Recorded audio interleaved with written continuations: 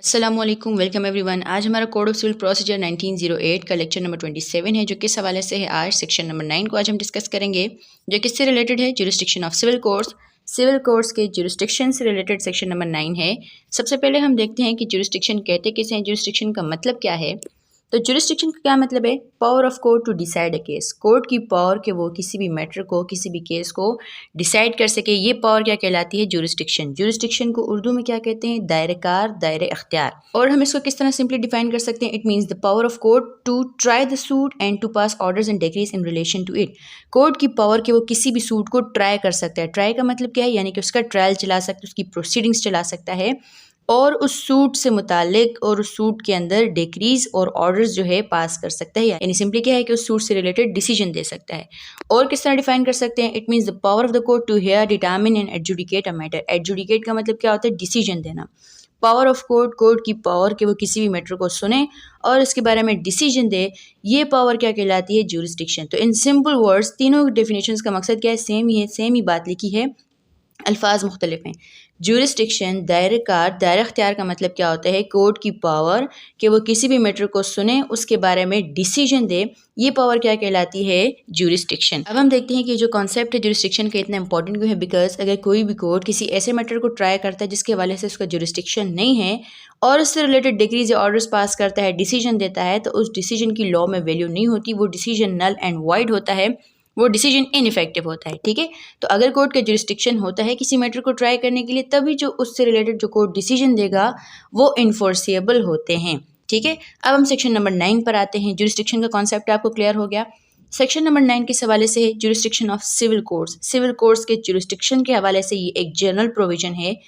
किस हवाले से जुरिस्डिक्शन दिया जा रहा है सिविल कोर्ट्स को, टू ट्राई सिविल सूट्स, के वो सिविल सूट्स को ट्राई कर सकते हैं, सिविल सूट्स का ट्रायल चला सकते हैं। सेक्शन नंबर 9 की जो बैरे की लैंग्वेज है, पहले हम उसे देखते हैं। सेक्शन नंबर 9 की हेडिंग क्या है, courts to try all civil suits unless barred. Courts का मतलब क्या है, कौन से कोर्ट्स की बात हो रही है, सिविल कोर्ट्स। कोर्ट्स तमाम सिविल कोर्ट्स को ट्राई कर सकते हैं अनलेस बार्ड, यानी कि जब रुकावट नहीं होगी। बार का मतलब क्या होता है, रुकावट।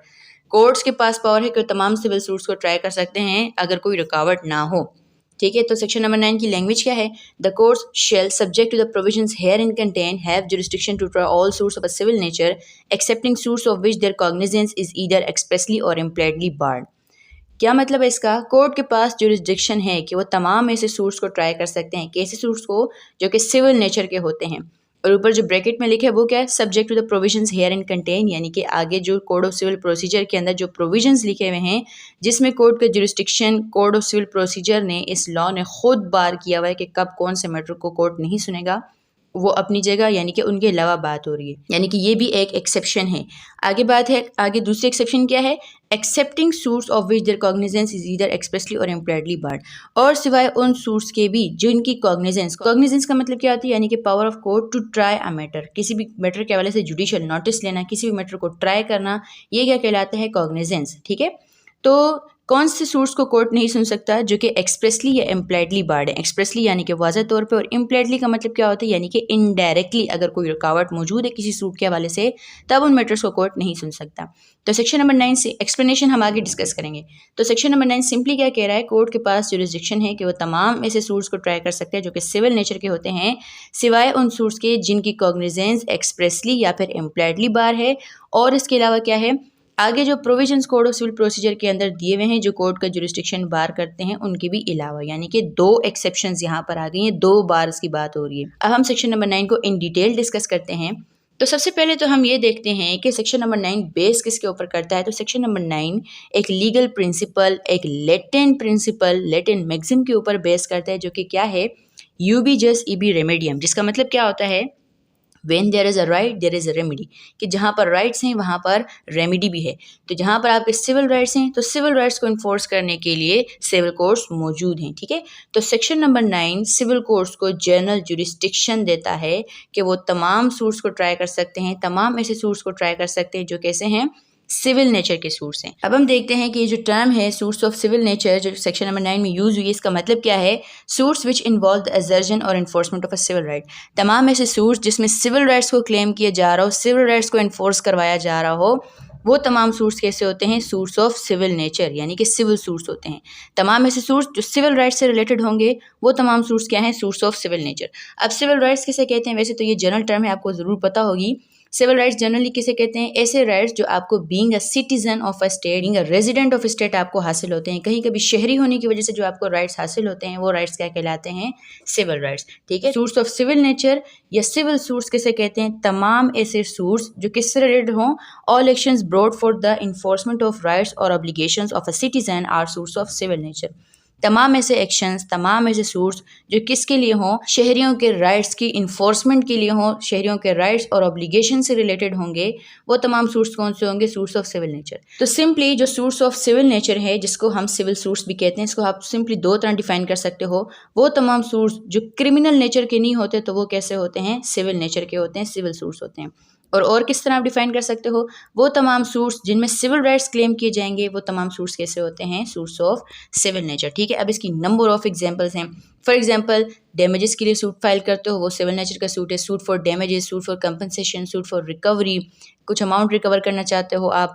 इसी तरह अगर किसी प्रॉपर्टी से रिलेटेड आप टाइटल क्लेम करते हो, ऑनरशिप क्लेम करते हो, पोजीशन क्लेम करते हो, कॉन्ट्रैक्ट के हवाले से स्पेसिफिक परफॉर्मेंस का सूट फाइल करते हो, तो ये तमाम सूट्स किस किस्म के हैं, सूट्स ऑफ सिविल नेचर। ठीक है, अब यहीं पर हम जो एक्सप्लेनेशन है सेक्शन नंबर 9 की उसे डिस्कस करते हैं। वजह क्या है, यहाँ हम उसे क्यों डिस्कस कर रहे हैं, बिकॉज जब भी आप टर्म पढ़ रहे हो ना, सूट्स ऑफ सिविल नेचर, ये उसी से रिलेटेड है। सूट्स ऑफ सिविल नेचर की जो टर्म है, ये जो एक्सप्लेनेशन है, ये उसी को ही एक्सप्लेन कर रही है एक्चुअली। ठीक है, तो पहले एक्सप्लेनेशन की जो लैंग्वेज है सेक्शन नंबर 9 की वो पढ़ते हैं। वो क्या कहती है, all suits in which the right to property or to an office is contested is a suit of civil nature. तमाम ऐसे सूट्स जो किस हवाले से होंगे, राइट टू प्रॉपर्टी, प्रॉपर्टी से रिलेटेड कोई राइट क्लेम किया जा रहा होगा, या right to an office, office से रिलेटेड कोई राइट क्लेम किया जा रहा होगा, तो वो सूट किस किस्म का है, सूट ऑफ सिविल नेचर। यानी कि अगर आप ऑनरशिप किसी प्रॉपर्टी की क्लेम करते हो, ऑफिस की ऑनरशिप क्लेम करते हो, या पोजीशन क्लेम करते हो, या ऑफिस से रिलेटेड आप ये क्लेम करते हो कि आपको रॉन्गफुली डिसमिस क्यों किया गया, ये सारी चीज़ें क्या हैं, तमाम ऐसे सूट्स जो आप प्रॉपर्टी से रिलेटेड या किसी ऑफिस से रिलेटेड कोई राइट क्लेम करते हो, तो तमाम ऐसे सूट्स कैसे होंगे, सूट्स ऑफ सिविल नेचर। आगे जो बात लिखी है बड़ी इंपॉर्टेंट है और समझने की है। नॉट विद स्टैंडिंग, बावजूद इसके, that such right may depend entirely on the decision of question as to the religious rites और सेरेमनीज। बावजूद इसके कि आपका जो राइट है वो किसके ऊपर डिपेंड करता है, किसी रिलीजियस राइट्स और सेरेमनीज़ के ऊपर डिपेंड करता है। अब ये रिलीजियस राइट्स का मतलब क्या होती है, यानी कि जो मजहबी अकायद होते हैं, जैसे इस्लामी मजहबी अकायद क्या हो गए, फॉर एग्जांपल आपका ईमान, नमाज, रोज़ा, ज़कात वगैरह। और रिलीजियस सेरेमनीज़ का क्या मतलब है, यानी कि जो मजहबी तकरीबात, मजहबी रसूमात होती हैं, फॉर एग्जांपल हज, ईद उल फितर वगैरह, इस्लामी हम बात कर रहे हैं, हज, ईद उल फितर वगैरह। ठीक है, तो यहाँ पर मतलब क्या है कि अगर आप प्रॉपर्टी से रिलेटेड या ऑफिस से रिलेटेड कोई राइट क्लेम करते हो, तो ये तमाम सूट्स ऑफ सिविल नेचर हैं। और इवन जो आप राइट क्लेम कर रहे हो अगर किसके ऊपर डिपेंड करता है, किसी मजहबी अकायद या मजहबी रसूमात से रिलेटेड किसी क्वेश्चन के ऊपर डिपेंड कर रहा है आपका राइट, तब भी वो जो सूट है, सूट ऑफ सिविल नेचर। अब हम इस एक्सप्लेनेशन को खोल के समझते हैं ताकि आपको इसकी आसानी से समझ में आ जाए। तो एक्सप्लेनेशन टू सेक्शन नंबर 9 में दो बातें बताई हुई हैं। पहली कौन सी है, तमाम ऐसे सूट्स जिसमें राइट टू प्रॉपर्टी इन्वॉल्व होगा या right to an office involve होगा, वो तमाम सूट्स ऑफ सिविल नेचर हैं। अब वो जो प्रॉपर्टी है या वो जो ऑफिस है, अगर वो रिलीजियस होगा, अगर आप उससे रिलेटेड कोई राइट क्लेम कर रहे हो, तब भी वो सूट ऑफ सिविल नेचर है। या फिर वो सेक्युलर होगा, यानी कि मजहबी नहीं है, कोई आम प्रॉपर्टी है, कोई आम ऑफिस है, तब भी। ठीक है, for example right of worship. अब यहाँ पर क्या है, एक रिलीजियस प्रॉपर्टी है, एक रिलीजियस प्लेस है, फॉर एग्जाम्पल मस्जिद है, आपको वहाँ पर अगर इबादत की इजाज़त नहीं दी जा रही, तो आपका राइट है, आप यहाँ पर अपना सिविल राइट एजर्ट कर सकते हो, सिविल सूट फाइल कर सकते हो, बिकॉज ये सूट किस नेचर का होगा, सूट ऑफ सिविल नेचर। इसी तरह अगर किसी पर्सन को जमात से बेदखल किया जाता है, एक्सपेल किया जाता है, जमात का हिस्सा बनने नहीं दिया जाता नमाज में, तब भी वो अपना राइट एजर्ट कर सकता है।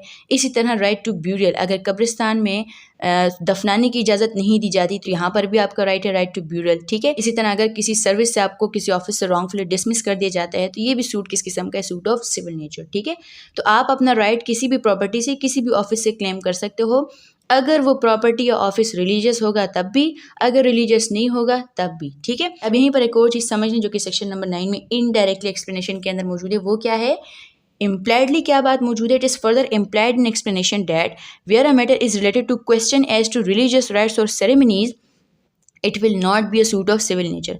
कि अगर कोई सूट ऐसा होगा जिसमें जो मैटर है, जो क्वेश्चन है, जो सब्जेक्ट मैटर है, वो किस किस्म का होगा, आप किसी मजहबी तकरीब या किसी मजहबी अकीदे को क्वेश्चन बना के अगर कोई सूट फाइल करोगे तो वो सूट सिविल नेचर का नहीं है। फॉर एग्जांपल ऐसा सूट जिसमें जो नमाज का तरीक़ेकार है, इबादत का जो तरीक़ेकार है, उसको क्वेश्चन बना के सूट फाइल किया जाता है, तो ये सूट ऑफ सिविल नेचर नहीं है। ठीक है, तो क्या बात है, अगर आपका जो राइट है वो किसी मजहबी तकरीब या मजहबी अकीदे से जुड़ा होगा, फॉर एग्जाम्पल नमाज से अगर आपको मना किया जा रहा होगा तो आप राइट क्लेम कर सकते हो, ये सूट ऑफ सिविल नेचर है। लेकिन अगर आप सूट इस तरह का फाइल करते हो कि नमाज के तरीक़ेकार के बारे में सूट फाइल करते हो तो ये सूट ऑफ सिविल नेचर नहीं है, सिविल कोर्ट्स ऐसे मैटर को नहीं सुनेंगे। ठीक है, तो एक्सप्लेनेशन को ज़रा और डीपली समझें, ठीक से समझें क्या मतलब एक्सप्लेनेशन का, कि किसी प्रॉपर्टी से रिलेटेड अगर आप कोई राइट क्लेम करते हो या किसी ऑफिस से रिलेटेड कोई राइट क्लेम करते हो, भले वो प्रॉपर्टी जो है रिलीजियस होगी या रिलीजियस नहीं होगी, उससे रिलेटेड अगर आप कोई राइट क्लेम करते हो तो वो राइट कैसा है, सूट ऑफ सिविल नेचर। किसी मजहबी अकीदे से रिलेटेड, किसी मजहबी रसूमात तकरीबात से रिलेटेड अगर आप कोई राइट क्लेम करते हो तो वो भी क्या है, आपका सिविल राइट है। ये इस तरह का जो सूट होगा वो सूट ऑफ सिविल नेचर है। लेकिन अगर आप मजहबी अकीदे को ही क्वेश्चन बना के सूट फाइल करते हो, किसी मजहबी तकरीब को ही क्वेश्चन बना के सूट फाइल करते हो, तो वो सूट ऑफ सिविल नेचर नहीं होगा। ठीक है, तो यहाँ तक आपको सूट्स ऑफ सिविल नेचर जो टर्म है वो क्लियर हो गई। तमाम ऐसे सूट्स जिसमें सिविल राइट्स एजर्ट किए जाएंगे वो तमाम सूट्स कैसे होते हैं, सूट्स ऑफ सिविल नेचर।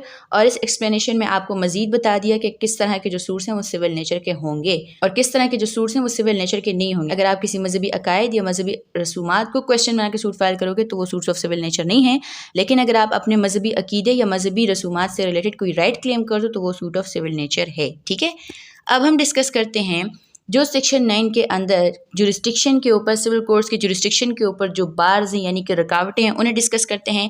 पहली क्या है जो आपने ब्रैकेट में पढ़ी सेक्शन नंबर 9 में, वो क्या थी, subject to the provisions here and contain, यानी कि वो तमाम बार्स, वो तमाम रुकावटें जो सिविल कोर्ट के जुरिस्डिक्शन के ऊपर कोड ने खुद लगाई हैं। कोड का क्या मतलब है, कोड ऑफ सिविल प्रोसीजर। ठीक है, एक तो ये बार्स हैं, दूसरे कौन से, सेक्शन नंबर 9 में वो तमाम सूट्स जो कि एक्सप्रेसली या फिर इम्प्लाइडली बार हैं, यानी कि एक्सप्रेस बार्स और इम्प्लाइड बार्स की बात हो रही है। इन सबको हम डिस्कस करते हैं। सबसे पहले कौन से हैं, bars created by the court itself. तो कोड ऑफ सिविल प्रोसीजर के कई प्रोविजंस हैं जो कि सिविल कोर्ट्स के जुरिस्डिक्शन के ऊपर बार लगाते हैं। इन तमाम बार्स को हम 3 में डिवाइड करते हैं। 3 तरह के बार्स हैं code of civil procedure civil courts के जुरिस्डिक्शन के ऊपर लगाते हैं। पहले कौन से, एब्सोल्यूट बार्स। एब्सोल्यूट बार का क्या मतलब, यानी कि एब्सोल्यूट, यानी कि ये बार रिमूव नहीं किया जा सकता। दूसरे कौन से हैं, कंडीशनल बार्स, यानी कि अगर कंडीशन फुलफिल होगी तो ये बार ख़त्म हो जाएगा। तीसरे कौन से हैं, स्पेशल बार्स। स्पेशल बार्स कौन से हैं, जिसमें स्पेशल कोई रिक्वायरमेंट दी हुई है और अगर वो रिक्वायरमेंट फुलफिल होती है तो वो बार रिमूव हो जाता है, फिर कोर्ट उस मैटर को ट्राई कर सकते हैं। इन तमाम को हम डिस्कस करते हैं। पहले कौन से, एब्सोल्यूट बार्स। इसमें एग्जांपल हम लेते हैं, प्रोविजंस हमारे पास कौन कौन से हैं। फॉर एग्जांपल सेक्शन नंबर 11, यहाँ पर जो एग्जांपल्स हैं हम इनको शॉर्टली डिस्कस करेंगे, डिटेल में डिस्कस नहीं करेंगे। ठीक है, सेक्शन नंबर 11 जो किस हवाले से, रेस जुडिकाटा के हवाले से, वो क्या कहता है कि जब कोई मैटर एक बार सेम पार्टीज़ के दरमियान कोर्ट ने डिसाइड कर लिया होगा तो सेकेंड टाइम जब वो पार्टीज़ वही उसी सेम सब्जेक्ट मैटर के हवाले से किसी और कोर्ट में या इसी कोर्ट में फ्रेश सूट लेकर आएंगी, दोबारा उस मैटर को लेके आएंगी, तो कोर्ट उस मैटर को ट्राई नहीं करेगा। ठीक है, तो एक बार मैटर डिसाइड हो गया तो हमेशा के लिए डिसाइड हो गया, दोबारा उस मैटर के हवाले से फ्रेश सूट फाइल नहीं किया जा सकता। ठीक है, तो यहाँ पर कोर्ट के जुरिस्डिक्शन के ऊपर बार आ गया। फिर इसके अलावा सेक्शन नंबर 12 है जो क्या कहता है, बार टू फर्दर सूट। फर्दर का मतलब क्या है, यहाँ पर न्यू सूट, फ्रेश सूट। ठीक है, तो सेक्शन नंबर 12(1) क्या कहता है, 12 सबसेक्शन 1 क्या कहता है कि वो तमाम सूट्स जिनको इंस्टीट्यूट करने से और ट्राई करने से रूल्स ने मना किया है। कौन से रूल्स, यानी कि कोड ऑफ सिविल प्रोसीजर के अंदर जो रूल्स हैं, यानी ऑर्डर्स के अंदर जो रूल्स दिए हुए हैं उनकी बात हो रही है। For example order 2 rule 2, order 9 rule 9, order 23 rule 1, ये तमाम वो रूल्स हैं जो कि बार लगाते हैं कि फ्रेश सूट फाइल नहीं किया जाएगा। जब हम सेक्शन नंबर 12 को डिस्कस करेंगे, सेक्शन नंबर 12 इंशाल्लाह नेक्स्ट लेक्चर में हम इसे डिस्कस करेंगे, तो वहाँ पर हम उन तमाम रूल्स को डिस्कस करेंगे, सेक्शन नंबर 12 को इन डिटेल डिस्कस करेंगे। ठीक है, फिलहाल अभी हम इसको यहाँ पर शॉर्टली डिस्कस कर रहे हैं। ठीक है, तो सेक्शन नंबर 12 क्या कहता है कि वो तमाम केसेस जो रूल्स के अंडर कवर होते हैं और रूल्स ऐसे हैं जो किसी सेकंड सूट को बार करते हैं, तो फिर सेकंड सूट उस हवाले से फाइल नहीं किया जा सकता, फ्रेश सूट फाइल नहीं किया जा सकता। फिर इसके अलावा 12(2) बड़ा इंपॉर्टेंट है। सेक्शन नंबर 12 का सब सेक्शन 2 वो भी बार लगाते हैं कोर्ट के जुरिस्डिक्शन के ऊपर। वो क्या कहता है, ये क्या कहता है कि अगर कोर्ट ने जजमेंट डिक्री ऑर्डर पास कर लिया है और जिस पर्सन के खिलाफ वो पास हुआ है उस पर्सन को लगता है कि जो दूसरी पार्टी थी उसने कोई फ्रॉड कमिट किया, मिसरिप्रेजेंटेशन किया या वांट ऑफ जुरिस्डिक्शन है, यानी कि कोर्ट का जुरिस्डिक्शन नहीं था, तो वो कोई फ्रेश सूट फाइल नहीं करेगा। अब इस मैटर के हवाले से वो क्या करेगा, जिस कोर्ट ने डिसीजन दिया है उसी कोर्ट के पास जाएगा, वहीं पर एप्लीकेशन फाइल करेगा जिसमें वो ये ग्राउंड्स लेगा। ठीक है, तो सेपरेट सूट इस हवाले से फाइल नहीं किया जाएगा। तो सेक्शन 12(2) भी क्या करता है, सेकंड सूट को बार करता है। और एग्जांपल क्या है हमारे पास, सेक्शन 47 जो किस हवाले से, questions to be determined by the court executing decree, कि एक बार जो डिग्री पास हो गई फिर जो कोर्ट डिग्री एग्जीक्यूट कर रहा है और उस एग्जीक्यूशन के दौरान अगर कोई क्वेश्चन राइज होता है पार्टीज के दरमियान, तो वो पार्टीज फ्रेश सूट फाइल नहीं करेंगी, बल्कि जो कोर्ट डिग्री एग्जीक्यूट करे उसी के सामने वो क्वेश्चन राइज किए जाएंगे। वही कोर्ट जो डिग्री एग्जीक्यूट कर रहा है वही उन क्वेश्चंस को सॉल्व करेगा, उन मैटर्स को सॉल्व करेगा। ठीक है, तो सेक्शन 47 भी क्या कहता है कि सेपरेट सूट इन मैटर्स के वाले से फाइल नहीं किया जाएगा। फिर उसके अलावा हमारे पास है सेक्शन 144 जो कि एप्लीकेशन ऑफ रेस्टिट्यूशन के वाले से। रेस्टिट्यूशन का क्या मतलब है, यानी कि रिस्टोरेशन, जो चीज़ आपसे ली गई उसको वापस देना। ठीक है, तो ये सेक्शन किस हवाले से है कि अगर कोई भी डिग्री ऑर्डर रिवर्स हो जाता है या उसके अंदर कोई मॉडिफिकेशन हो जाती है, तो उस डिग्री के अंदर जो आपसे चीज़ें ली गई हैं, यानी कि फॉर एग्जांपल आपसे कंपनसेशन लेके दूसरी पार्टी को दी गई है, डैमेजेस लेके दूसरी पार्टी को दिए गए हैं, कोई पेमेंट आपसे ली गई है या मीन प्रॉफिट्स आपसे लिए गए हैं, तो आप क्या करोगे, अब डिग्री क्योंकि रिवर्स हो गई, अब आपने क्या करना है, अब आप फ्रेश सूट फाइल नहीं करोगे इन चीज़ों को रिकवर करने के लिए, बल्कि जिस कोर्ट की डिग्री थी जो रिवर्स हुई है, जिस कोर्ट ने आपसे ये सारी चीज़ें ली थी, आप उसी कोर्ट के पास जाओगे, वहाँ पर ही एप्लीकेशन फाइल करोगे रिस्टिट्यूशन की, और वही कोर्ट जो है आपको ये चीज़ें वापस दिलाएगा, सेपरेट सूट फाइल नहीं किया जाएगा। ठीक है, तो रिस्टिट्यूशन के लिए भी आपने क्या करना है, उसी कोर्ट में एप्लीकेशन देनी, फ्रेश सूट आप फाइल नहीं कर सकते। ठीक है, तो ये सारी एग्जाम्पल्स किसकी हैं, एब्सोल्यूट बार्स की। अब हम डिस्कस करते हैं कंडीशनल बार्स को। कंडीशनल बार्स पहले बता दिया कि कंडीशन अगर फुलफिल हो जाएगी तो बार रिमूव हो जाएगा, रुकावट खत्म हो जाएगी। For example section number 83 suit by alien. Alien किसे कहते हैं, वो पर्सन जो कि आपके दुश्मन मुल्क से ताल्लुक़ रखता है, एनिमी कंट्री से ताल्लुक़ रखता है। ठीक है, तो अगर कोई एलियन पर्सन पाकिस्तान में रहता होगा तो वो पाकिस्तान में सूट फाइल नहीं कर सकता। कंडीशन क्या है, कब फाइल कर सकता है, with the permission of federal government. अगर फेडरल गवर्नमेंट परमिशन देती है तो वो सूट फाइल कर सकता है। ठीक है, तो यहाँ पर क्या है, कंडीशन क्या है, फेडरल गवर्नमेंट की परमिशन। इसी तरह section number 84 suit bye foreign state. Foreign state Pakistan में सूट फाइल नहीं कर सकती, कोई भी फॉरेन स्टेट। कब फाइल कर सकती है, कंडीशन क्या है कि अगर उसे फेडरल गवर्नमेंट ने रिकॉग्नाइज किया होगा, अगर कोई ऐसी फॉरेन स्टेट है जिसे फेडरल गवर्नमेंट ने ऑफिशियली रिकॉग्नाइज किया हुआ है, तो वो फॉरेन स्टेट पाकिस्तान में सूट फाइल कर सकती है, अदरवाइज सूट फाइल नहीं कर सकती। ठीक है, उसके बाद है हमारे पास स्पेशल बार्स। स्पेशल बार्स कौन से होते हैं, वो तमाम बार्स जो जिनके लिए स्पेशल कोई रिक्वायरमेंट होती है। इसमें सबसे पहले हमारे पास एग्जाम्पल है सेक्शन नंबर 80 की। वो किस हवाले से, अगर आप गवर्नमेंट के अगेंस्ट सूट फाइल करते हो या किसी पब्लिक ऑफिसर के हवाले से सूट फाइल करते हो, तो सेक्शन नंबर 80 क्या कहता है कि आप तब सूट फाइल करोगे कि पहले आप उनको इन राइटिंग रिटर्न में नोटिस भेजोगे, और वो नोटिस भेजे हुए जब तक 2 महीने नहीं गुजर जाते आप सूट फाइल नहीं कर सकते। ठीक है, तो ये जो स्पेशल रिक्वायरमेंट है 2 महीने की, ये क्या है, अब स्पेशल बार है। दूसरी एग्जांपल हम ले सकते हैं सेक्शन नंबर 91 की, जो किस हवाले से है, पब्लिक न्यूजेंस से रिलेटेड जो आप सूट फाइल करते हो उस हवाले से। अब पब्लिक न्यूजेंस से रिलेटेड सूट कौन फाइल कर सकता है, एडवोकेट जनरल फाइल कर सकते हैं, या फिर 2 या 2 से ज़्यादा लोग फाइल कर सकते हैं। कब, with the permission of court. अभी जो with the permission of court है कि कोर्ट से आप पहले परमिशन लोगे, 2 या 2 से ज़्यादा लोग, एक पर्सन नहीं, 2 या 2 से ज़्यादा लोग पहले कोर्ट से परमिशन लेंगे कि वो सूट फाइल करना चाहते हैं। अगर कोर्ट परमिशन देगा तब वो सूट फाइल कर सकते हैं। तो ये जो यहाँ पर परमिशन इंक्लूडेड हो गई है, ये क्या है, स्पेशल बार। तीसरी एग्जांपल क्या है, बिल्कुल इसी से नेक्स्ट सेक्शन है, सेक्शन नंबर 92 जो किस हवाले से है, पब्लिक चैरिटी से रिलेटेड कोई सूट फाइल किया जाएगा। इसकी भी सेम वही रिक्वायरमेंट है, एडवोकेट जनरल कर सकता है, या फिर 2 या 2 से ज़्यादा लोग पहले कोर्ट से परमिशन लेंगे, कोर्ट अगर अलाउ करता है तब वो सूट फाइल कर सकते हैं। ठीक है, तो ये तमाम वो बार्स हैं जो कोड ऑफ सिविल प्रोसीजर खुद सिविल कोर्ट्स के जुरिस्डिक्शन के ऊपर लगाता है। ठीक है, अब हम वो बार्स डिस्कस करते हैं जो किस तरह के हैं, एक्सप्रेस बार्स हैं या फिर इम्प्लाइड बार्स हैं। एक्सप्रेस बार्स किसे कहते हैं, वो तमाम बार्स जो कि लेजिस्लेटर ने लगाए हैं बाय एक्सप्रेस इनेक्टमेंट। लेजिस्लेटर किसे कहते हैं, लॉ मेकिंग बॉडी जो कवानीन बनाती है। कौन सी हमारी लॉ मेकिंग बॉडी है, पार्लियामेंट। एक्सप्रेस इनेक्टमेंट, इनेक्टमेंट किसे कहते हैं, इनेक्टमेंट का मतलब क्या होता है, यानी कि जो लॉ पास किया जाता है। एक्सप्रेस इनेक्टमेंट यानी कि वाज़ेह लॉ मौजूद है। तो वो तमाम मैटर्स जिनके बारे में पार्लियामेंट ने अलहदा लॉ बनाया हुआ है, अलहदा उनके लिए कोर्ट्स बनाए हुए हैं उन मैटर्स को सुनने के लिए, तो वो तमाम मैटर्स जो हैं वही कोर्ट सुनेंगे। सिविल कोर्ट्स का जुरिस्डिक्शन उन मैटर्स के हवाले से नहीं है।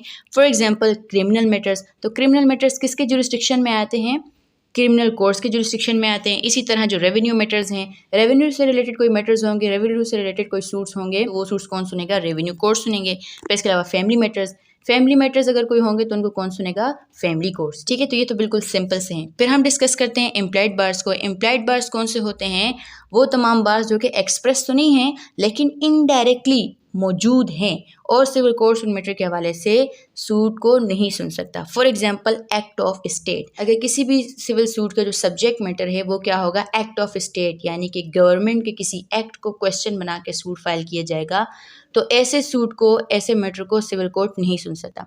ठीक है, फॉर एग्जांपल अगर गवर्नमेंट चाहती है कि वो किसी हाईवे को एक्सपेंड करे, तो अगर किसी पर्सन को कोई मसला है कि हाईवे एक्सपेंड ना हो, तो ये जो मसले हैं ये मसले सिविल कोर्ट्स नहीं सुनेगा। इसी तरह अगर जो रेलवे है वो अगर किसी पर्सन की ज़मीन के पास से गुजरती है और शोर शराबे से वो पर्सन तंग होता है, तो वो ये नहीं कह सकता, सिविल सूट फाइल नहीं कर सकता गवर्नमेंट के अगेंस्ट कि भाई ये रेलवे यहाँ से डिस्प्लेस करके कहीं और कर दी जाए क्योंकि मैं डिस्टर्ब होता हूँ, बिकॉज एक्ट ऑफ स्टेट जो है वो क्या है, इम्प्लाइड बार है। अगर किसी भी सूट का जो सब्जेक्ट मैटर है जिसमें ये कहा जा रहा होगा कि गवर्नमेंट का जो एक्ट है उसे क्वेश्चन बना के सूट फाइल किया जाएगा, उन तमाम सूट्स को सिविल कोर्ट्स नहीं सुनेगा। ठीक है, एक्ट ऑफ स्टेट किसे कहते हैं, an act which is done by the state in its sovereign capacity, कोई भी ऐसा एक्ट जो कि स्टेट परफॉर्म करती है, यानी कि गवर्नमेंट परफॉर्म करती है इन इट्स सोवरेन कैपेसिटी, अपनी अथॉरिटी को इस्तेमाल करते हुए कोई एक्ट परफॉर्म करती है, तो वो तमाम एक्ट्स क्या कहलाते हैं, एक्ट ऑफ स्टेट। किसी भी सूट का जब subject matter act of state होगा तो सिविल कोर्ट्स उस मैटर को नहीं सुनेंगे। ठीक है, फिर इसके बाद दूसरी एग्जांपल हमारे पास क्या है, पब्लिक पॉलिसी। कोई भी ऐसा सूट जिसका सब्जेक्ट मैटर पब्लिक पॉलिसी के अगेंस्ट होगा, यानी कि पब्लिक वेलफेयर के अगेंस्ट होगा, तो सिविल कोर्ट्स ऐसे मैटर को नहीं सुनेंगे। ठीक है, फॉर एग्जांपल प्रिविलेज स्टेटमेंट से रिलेटेड कोई सूट फाइल किया जाएगा। प्रिविलेज स्टेटमेंट कौन सी होती है, वो स्टेटमेंट्स जिनको इम्यूनिटी हासिल है, स्पेशल राइट हासिल है, वो तमाम स्टेटमेंट्स जिनको राइट हासिल है कि उन्हें डिस्क्लोज नहीं किया जा सकता, उन्हें हम क्या कहते हैं, प्रिविलेज स्टेटमेंट। तो अगर कोई भी सूट इसके हवाले से फाइल किया जाएगा कि प्रिविलेज स्टेटमेंट की डिस्क्लोज करवाने के हवाले से फाइल किया जाएगा या उनसे रिलेटेड किसी क्वेश्चन के हवाले से फाइल किया जाएगा, सिविल कोर्ट्स ऐसे मैटर को नहीं सुनेंगे। ठीक है, तो कोई भी सूट जो कि पब्लिक पॉलिसी के अगेंस्ट होगा तो सिविल कोर्ट्स उस मैटर को नहीं सुनेंगे। दिस इज इम्प्लाइड बार। इसी तरह और एग्जांपल हम कैसे ले सकते हैं, स्पेशल ट्रिब्यूनल। अगर कोई स्टेच्यूट किसे कहते हैं, कोई लॉ, कोई एक्ट, कोई स्पेशल राइट्स क्रिएट करता है या लाइबिलिटीज क्रिएट करता है, और उन राइट्स और लाइबिलिटीज को इन्फोर्स करने के लिए स्पेशल ट्रिब्यूनल यानी कि स्पेशल कोर्ट्स क्रिएट किए जाते हैं, स्पेशल कोर्ट्स एस्टेब्लिश किए जाते हैं। किस पर्पज़ के लिए, ताकि वो उन राइट्स को इन्फोर्स करवाएं। तो अल्टीमेटली यहाँ पर भी सिविल कोर्ट का जुरिस्डिक्शन इम्प्लाइडली बार हो जाता है उन मैटर्स के हवाले से, फिर वो ट्रिब्यूनल ही उन मैटर्स को सुनेगा, सिविल कोर्ट्स उन मैटर को नहीं सुनेंगे। ठीक है, होप सो यहाँ तक आपको section number 9 jurisdiction of civil courts का जो टॉपिक है आज का समझ में आ गया होगा। Thank you so much for watching.